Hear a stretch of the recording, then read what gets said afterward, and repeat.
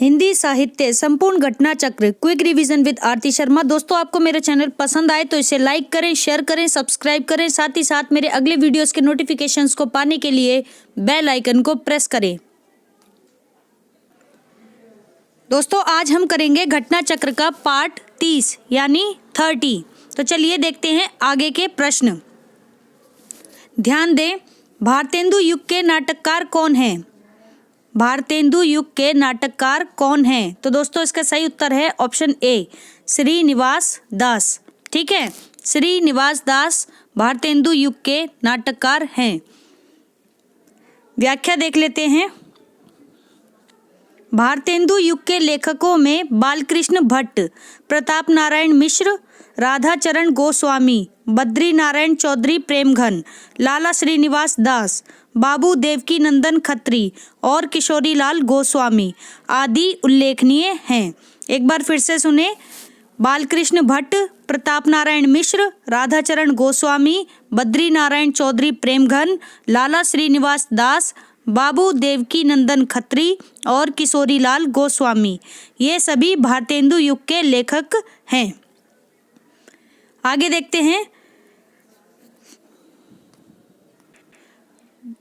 आगे देखें दोस्तों, हिंदी, उर्दू, संस्कृत, फारसी और अंग्रेजी आदि भाषाओं पर समान अधिकार रखने वाले लाला श्रीनिवास दास को हिंदी में आधुनिक ढंग का पहला उपन्यास परीक्षा गुरु लिखने का गौरव प्राप्त है।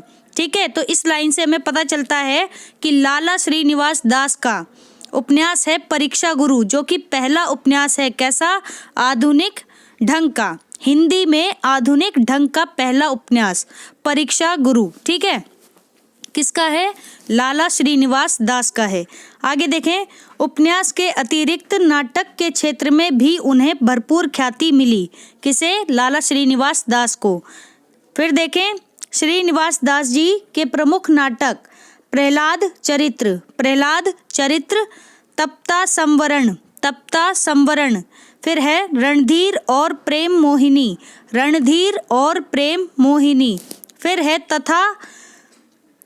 फिर है संयोगिता स्वयंवर।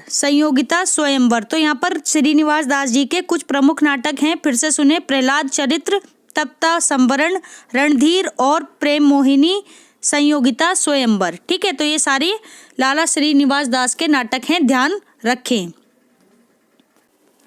अगला प्रश्न है दोस्तों, भारतेंदु युग का कौन सा कवि पुष्टि मार्ग में दीक्षित था? वो कवि बताना है भारतेंदु युग का। तो दोस्तों, ऑप्शन बी इसका सही उत्तर है। भारतेंदु हरिश्चंद्र भारतेंदु युग के हैं, पहली बात, उन्हीं के नाम से ये युग है। ठीक, और पुष्टि मार्ग में दीक्षित थे। ठीक, ध्यान रखना।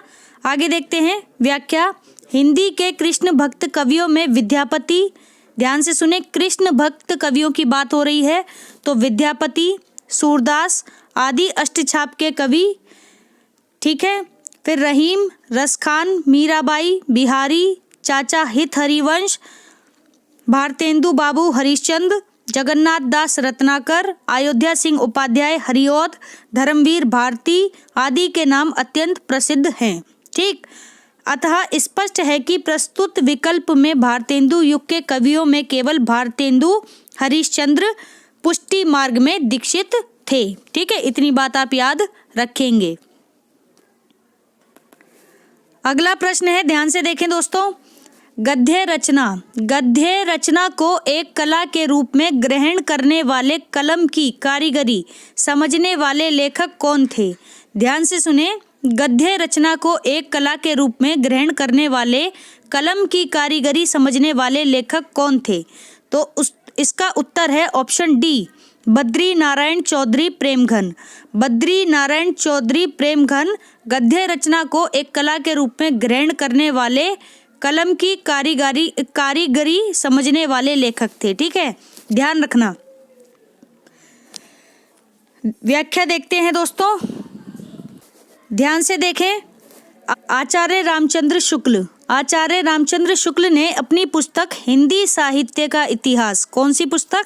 हिंदी साहित्य का इतिहास में लिखा है, क्या लिखा है? पंडित बद्री नारायण चौधरी प्रेमघन। पंडित बद्री नारायण चौधरी प्रेमघन की शैली सबसे विलक्षण थी। ये गद्य रचना को एक कला के रूप में ग्रहण करने वाले, कलम की कारीगरी समझने वाले लेखक थे। कितनी बड़ी बात कही है, ठीक है। आगे सुनो। और कभी कभी ऐसे पेचीदे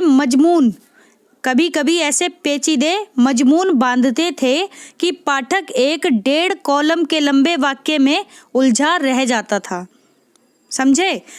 यानी ऐसे पेचीदे मजमून बांधते थे कि पाठक 1.5 कॉलम में के लंबे वाक्य में उलझा रह जाता था और अनुप्रास और अनूठे पद विन्यास की ओर भी उनका ध्यान रहता था। उत्तर प्रदेश माध्यमिक शिक्षा सेवा चयन बोर्ड ने अपनी प्रारंभिक उत्तर कुंजी में इस प्रश्न का उत्तर विकल्प बताया है डी, ठीक है। किंतु संशोधित उत्तर कुंजी में इस प्रश्न को मूल्यांकन से बाहर कर दिया गया है, तो ये डाउट में है, लेकिन आप किसको उत्तर डी ही मान के चलेंगे, ठीक है। कुछ अन्य महत्वपूर्ण तथ्य भी हैं, उन्हें भी देख लेते हैं दोस्तों, ध्यान दें। अन्य महत्वपूर्ण तथ्य क्या है? भारत सौभाग्य प्रयाग रामागमन प्रेमघन जी के प्रसिद्ध नाटक हैं। प्रेमघन जी के प्रसिद्ध नाटक कौन कौन से? भारत सौभाग्य और प्रयाग रामागमन, ठीक है। फिर है प्रेमघन कौन है? बद्री नारायण चौधरी प्रेमघन। इन्होंने जीर्ण जनपद नामक एक काव्य लिखा जिसमें ग्रामीण जीवन का यथार्थवादी चित्रण है। किसका यथार्थवादी चित्रण है? ग्रामीण जीवन का यथार्थवादी चित्रण है, ठीक है। किसमें? जीर्ण जनपद में। किसका है ये नाटक? किसका काव्य है ये? प्रेमघन का काव्य है, ठीक है। ध्यान रखना दोस्तों, इंपॉर्टेंट है। ध्यान दें दोस्तों, नीचे दो वाक्य दिए गए हैं। इनमें से एक कथन ए और दूसरा कारण आर है, ठीक है। तो 2 वाक्य दिए गए हैं जिसमें से एक कथन ए है और दूसरा कारण है जो कि आर है, ठीक। तो कथन ए देखते हैं। भारतेंदु युग के आते आते हिंदी में अनेक पत्र पत्रिकाओं का प्रकाशन आरंभ हो गया, ठीक है। भारतेंदु युग के आते आते हिंदी में अनेक पत्र पत्रिकाओं का प्रकाशन आरंभ हो गया था। कारण क्या था? भारतेंदु युग के सभी लेखक पत्रकार थे। उपर्युक्त वाक्यों के आधार पर नीचे दिए गए विकल्पों में से सही उत्तर चुनिए, ठीक है। तो देखते हैं, इसका उत्तर है दोस्तों ऑप्शन सी, ठीक है। ऑप्शन सी इसका सही उत्तर है। क्या है? ए और आर दोनों सही हैं, ठीक है।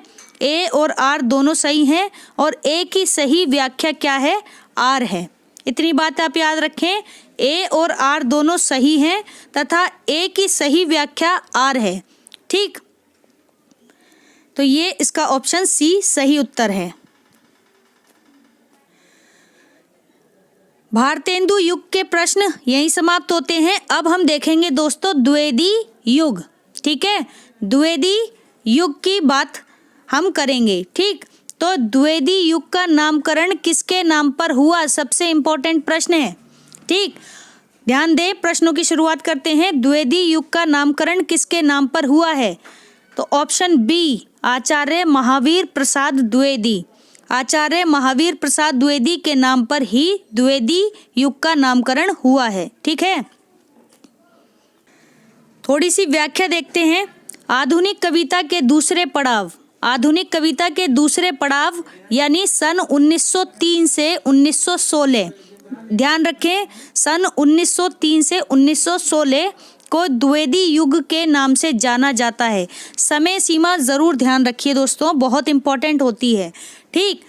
1903 से 1916 द्विवेदी युग के नाम से जाना जाता है जिसे, ठीक है। और ये क्या है? आधुनिक कविता का दूसरा पड़ाव है, ठीक।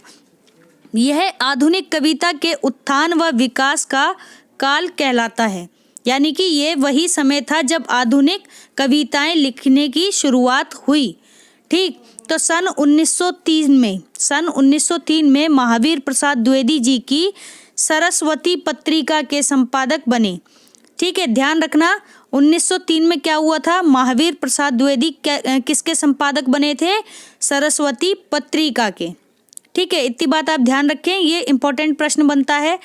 आगे देखें, द्विवेदी जी ने खड़ी बोली को, अब इन्होंने किया क्या था, संपादक बनने के बाद क्या किया, तो इन्होंने, द्विवेदी जी ने खड़ी बोली को शुद्ध व्याकरण सम्मत और व्यवस्थित बनाकर, शुद्ध व्याकरण सम्मत और व्यवस्थित बनाकर साहित्य के सिंहासन पर बैठने योग्य बनाया, साहित्य के सिंहासन पर बैठने योग्य बनाया।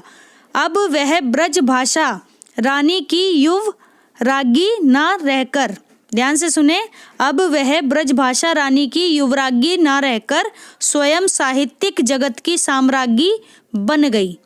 कौन? खड़ी बोली। ठीक है, ध्यान रखना, यानी ब्रजभाषा के स्थान पर कौन आ गई कविता में?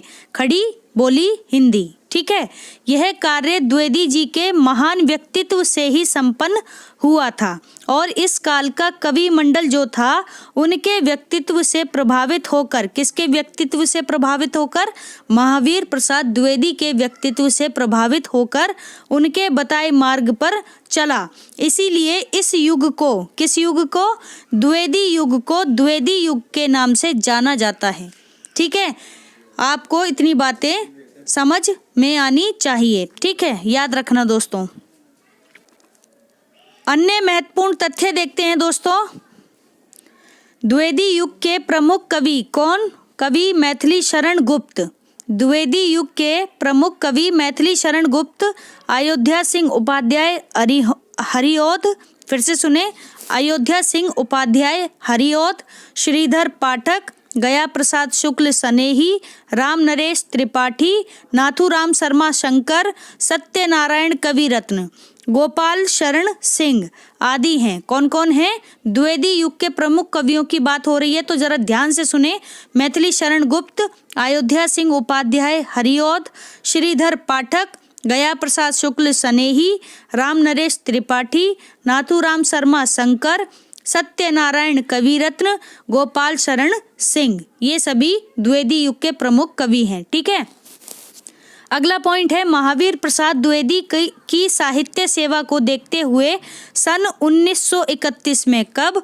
सन 1931 में काशी नागरी प्रचारिणी सभा, कौन सी सभा? काशी नागरी प्रचारिणी सभा ने उन्हें आचार्य की उपाधि प्रदान की। ठीक है, महावीर प्रसाद द्विवेदी की साहित्य सेवा को, साहित्य प्रेम को देखते हुए सन 1931 में काशी नागरी प्रचारिणी सभा ने उन्हें आचार्य की उपाधि दी। ठीक है, तो ये बहुत बड़ी बात थी। ठीक है, और सबसे बड़ी बात यह है कि अगर किसी लेखक के या किसी साहित्यकार के या किसी कवि के नाम से अगर कोई युग है तो वो कवि अपने आप में महत्वपूर्ण हो जाता है। ठीक है, और उनके बारे में आपको सारी जानकारी पता होनी चाहिए, क्योंकि वहाँ से प्रश्न बनता ही है हर हाल में, क्योंकि नाम है, पूरा युग चल रहा है उनके नाम से, तो वो मामूली बात नहीं है, अपने आप में महत्वपूर्ण हो जाती है। ठीक है, इतनी सी बात आप ध्यान रखें। अगला प्रश्न है दोस्तों, द्विवेदी युग नामकरण किसके नाम के आधार पर किया गया है? तो अभी हमने पढ़ा, रिपीटेड क्वेश्चन है, महावीर प्रसाद द्विवेदी। ठीक है, याद रखें। अब आया थोड़ा अच्छा प्रश्न है, ध्यान से देखें दोस्तों। द्विवेदी युग का एक और नाम रखा गया है, क्या नाम रखा गया है? तो ऑप्शन सी, जागरण सुधार काल। जागरण सुधार काल भी कहते हैं द्विवेदी युग को। ठीक है, ध्यान रखना, दिल्ली केंद्रीय विश्वविद्यालय पीजीटी परीक्षा 2015 में ये प्रश्न पूछा गया था। क्या पूछा गया? कि द्विवेदी युग का एक अन्य नाम और क्या है? तो क्या है? जागरण सुधार काल। ठीक है, और डॉक्टर रामकुमार वर्मा ने आदि काल को संधि काल और आचार्य रामचंद्र शुक्ल ने आधुनिक काल को गद्य काल कहा है। ये कुछ बातें आपको पता होनी चाहिए। ठीक है, तो डॉक्टर रामकुमार वर्मा ने आदि काल को संधि काल, आचार्य रामचंद्र शुक्ल ने आधुनिक काल को गद्य काल और द्विवेदी युग को जागरण सुधार काल कहा है। ठीक है, तो कहा जाता है, ये कुछ बातें आप ध्यान रखेंगे। तो दोस्तों हमारा आज का वीडियो यहीं समाप्त होता है। आपको अगर मेरे वीडियोस पसंद आ रहे हैं तो इन्हें लाइक करें, शेयर करें, मेरे चैनल को सब्सक्राइब करें, साथ ही साथ मेरे वीडियोस के अगले नोटिफिकेशंस को पाने के लिए बेल आइकन को प्रेस करें। धन्यवाद दोस्तों।